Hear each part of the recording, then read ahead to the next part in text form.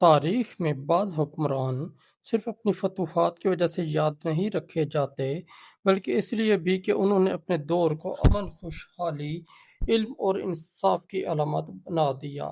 سلجوقی سلطنت کے عظیم فرمان روا ملک شاہ سلجوقی کا دور بھی انہی سنہری ادوار میں شمار ہوتا ہے۔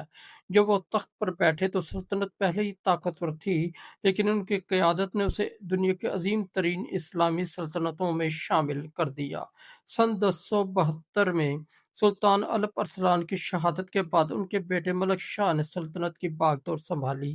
اس وقت ان کی عمر زیادہ نہیں تھی، مگر ان کے ساتھ ایک ایسا مدبر وزیر موجود تھا جس کی حکمت نے سلطنت کو نئی بلندیوں تک پہنچایا۔ یہ وزیر نظام الملک تھا، جس کی سیاسی بصیرت اور نظامی صلاحیتوں نے ملک شاہ کی حکومت کو مضبوط بنیادیں فراہم کیں۔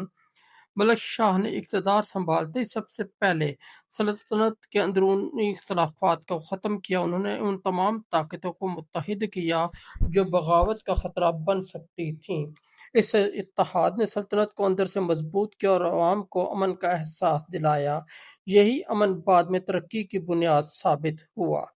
ملک شاہ کے دور میں سلجوقی سلطنت کی حدود مشرق میں ماوراء النہر سے لے کر مغرب میں بحیرہ روم تک، شمال میں قلقاز سے لے کر جنوب میں یمن کے علاقوں تک پھیل گئیں۔ بغداد، اصفہان، میشا پور، دمشق، موصل اور حلب جیسے اہم شہر اس عظیم سلطنت کا حصہ تھے۔ اس وسیع سلطنت میں مختلف زبانیں، ثقافتیں اور قومیں آباد تھیں، مگر بہترین نظم و نسق نے انہیں ایک ریاست کے طور پر متحد رکھا۔ ملک شاہ صرف ایک فاتح نہیں بلکہ بہترین منتظم بھی تھے۔ انہوں نے صوبائی گورنروں پر سخت نگرانی رکھی تاکہ عوام پر ظلم نہ ہو۔ اگر کسی علاقے میں شکایت موصول ہوتی تو وہ فوری تحقیقات کرائی جاتی۔ اس طرز حکومت رعایا کا اعتماد حاصل کیا اور سلطنت میں استحکام پیدا ہوا۔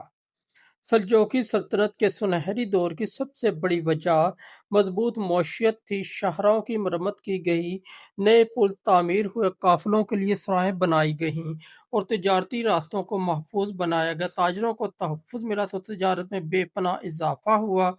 چین، ہندوستان، وسط ایشیا اور شام سے آنے والے قافلے سلجوقی علاقوں سے گزرتے تھے، جس سے خزانہ مالا مال ہوتا گیا۔ زراعت پر بھی خصوصی توجہ دی گئی، نہریں صاف کی گئیں، نئے آبی منصوبے شروع کیے گئے اور اس سے کسانوں کو سہولتیں فراہم کی گئیں۔ اس کے نتیجے میں پیداوار میں اضافہ ہوا، خوراک سستی ہوئی اور عوام کی زندگی بہتر ہونے لگی۔ ملک شاہ کے دور کی ایک نمایاں خصوصیت علم کی سرپرستی تھی۔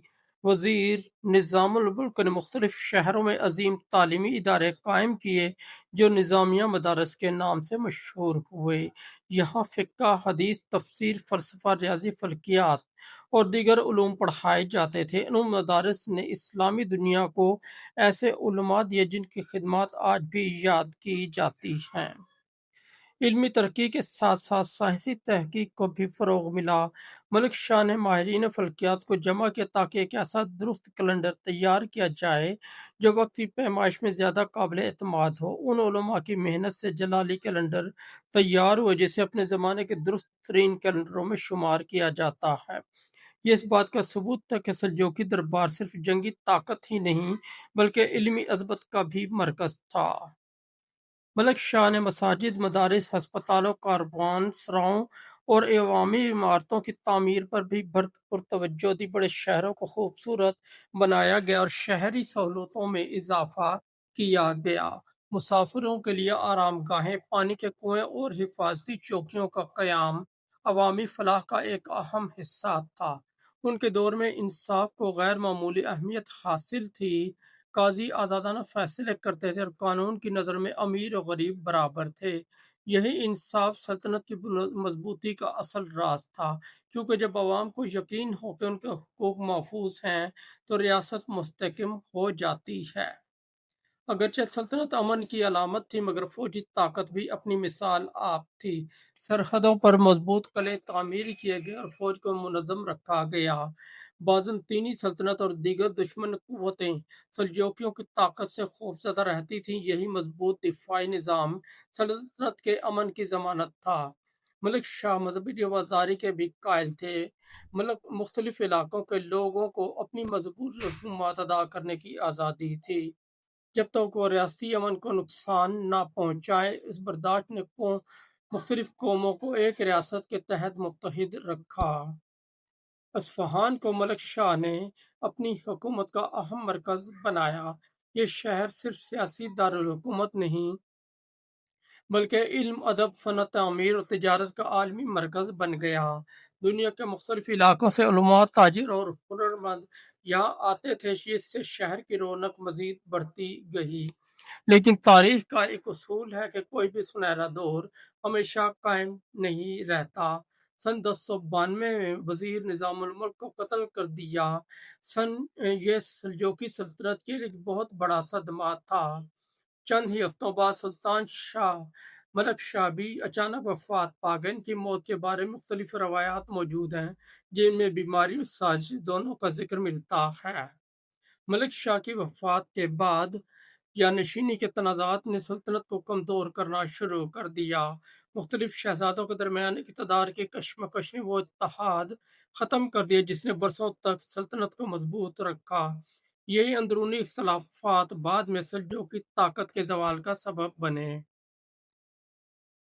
اگرچہ ان کی حکومت صرف 20 برس کے قریب رہی، مگر یہ عرصہ اسلامی تاریخ کے روشن ترین ادوار میں شمار ہوتا ہے۔ امن، انصاف، علم، تجارت، تعمیرات اور مضبوط نظم و ضبط نے اس دور کو حقیقی معنوں میں سنہری بنا دیا۔ آج جب مورخین سلجوقی سلطنت کی عظمت کا ذکر کرتے ہیں تو ملک شاہ کا نام احترام سے لیا جاتا ہے۔ انہوں نے ثابت کیا کہ ایک عظیم سلطنت صرف تلوار سے نہیں بلکہ انصاف، علم، مضبوط اداروں اور عوام کی خدمت سے قائم رہتی ہے۔ یہی وہ ورثہ ہے جس نے ملک شاہ کو سلجوقی کو تاریخ کے کامیاب ترین حکمرانوں میں ہمیشہ کے لیے زندہ کر دیا۔